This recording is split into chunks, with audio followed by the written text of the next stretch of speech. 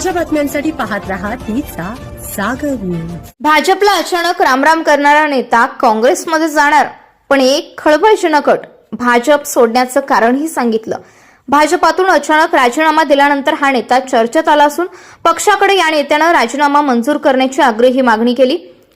भाजपातून अचानक राजीनामा दिल्यानंतर हा नेता चर्चेत आलेला आपल्याला पाहायला मिळतं, पण यानंतर आता हा नेता काँग्रेसमध्ये प्रवेश करणार असल्याची चर्चा आहे। याबाबत स्वतः नेत्यानं भाष्य केलं आहे, पण त्यासाठी एक खळबळजनक अट ठेवली। तसंच भाजप सोडण्याचं नेमकं कारणही या नेत्यानं सांगितलं आहे।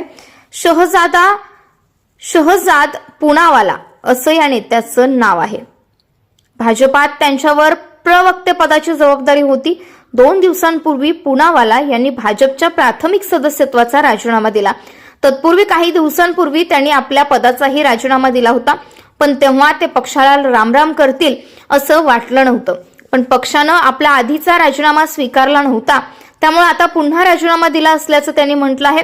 पण हा राजीनामा भाजपचे राष्ट्रीय अध्यक्ष नितीन नबीन यांनी अद्यापही स्वीकारलेला नाही। नुकत्याच दिलेल्या एका मुलाखतीतून पुनावाला यांनी मुक्तपणे आपल्या राजकारणाबाबत चर्चा केली। आपण भाजप का सोडली याचं नेमकं उत्तरही त्यांनी दिलं। सध्याच्या त्यांच्या आर्थिक स्थितीबाबतीत त्यांनी भाष्य केलं असून काँग्रेसमध्ये प्रवेशाच्या प्रश्नावरही स्पष्टीकरण दिलं। पुनावाला यांनी यापूर्वीही आपल्या आर्थिक आणि व्यक्तिगत अडचणींबाबत खुलेपणानं सांगितलं आहे। त्यांनी एका मुलाखतीत सांगितलं की राजकीय पक्ष आपल्या कार्यकर्त्यांना मानधन देत नाहीत, त्यामुळे मलाही घराचं भाडं द्यावं लागतं। मी भाजपात काम करतो म्हणून माझा घर मालक मला मोफत राहायला जागा देणार नाही। तो 1 तारखेला घरभाडं मागतो। राजकीय पक्ष कार्यकर्त्यांना पैसे देत नाहीत।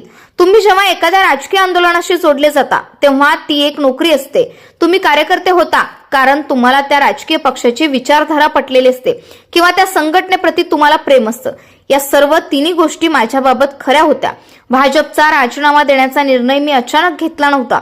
2024 पासून आपण भाजप सोडण्याचा विचार करत होतो। मी याबाबत आमच्या नेत्यांकडे इच्छा व्यक्त केल्यानंतर अनेकांनी माझ्याशी संपर्क साधला, पण आपली आर्थिक स्थिती ठीक नसल्यानं आपण भाजप सोडण्याचा निर्णय घेतला।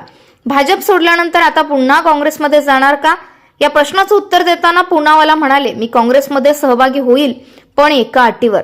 राहुल गांधींना, सोनिया गांधींना, प्रियांका गांधींना काँग्रेसमधून हटवा, त्यानंतरच मी काँग्रेसमध्ये सामील होईल। नेहरूंच्या कामाबाबत माफी मागा। पुनावाला यांच्या या अजब अटींमुळे आश्चर्य व्यक्त केलं जात आहे। पण मजेशीर बाब म्हणजे शहजाद पुनावाला हे 2021 मध्ये काँग्रेस पक्ष सोडून भाजपात दाखल झाले होते। मग शहजाद पुनावाला यांनी म्हटलं की ते वैचारिकदृष्ट्या पंतप्रधान नरेंद्र मोदी यांच्या कायम संपर्कात राहील। मी राहुल गांधींसारखा भविष्यातील वक्ता नाही, पण मी हे सांगू शकतो की पंतप्रधान नरेंद्र मोदींसारखा नेता या देशात कधी झाला नाही आणि कोणी भविष्यात होणारही नाही। पण जगातील सर्वात मोठ्या लोकांच्या पक्षाच्या राष्ट्रीय प्रवक्ते पदावर काम केल्यानंतर तुम्हाला वाटतं का मी इथल्या कुठल्या पक्षाशी जोडला जाईल? या क्षणी भाजपच सर्वात चांगला पक्ष आहे। शहजाद पुनावाला यांनी पत्रात लिहिलं की गेल्या काही दिवसांपासून घडलेल्या घटना तसंच व्यक्तींबाबत मी तुम्हाला आधीच सविस्तर बोललो आहे। मला माझ्या आधीच्या निर्णयावर ठाम राहण्यासाठी बांधून ठेवलं आहे। ज्या प्रकारे मी आधीच म्हटलं होतं की अत्यावश्यक आर्थिक आणि वैयक्तिक परिस्थितीमुळे मी आता खासगी क्षेत्रात प्रवेश करणार आहे, पण जिथं शक्य असेल तिथे मी पंतप्रधान नरेंद्र मोदी आणि भाजपचा दृष्टिकोन आणि कार्याचं समर्थन करत राहील। आणि अशाच नवनवीन घडामोडी जाणून घेण्यासाठी पाहत रहा तीचा जागर न्यूज।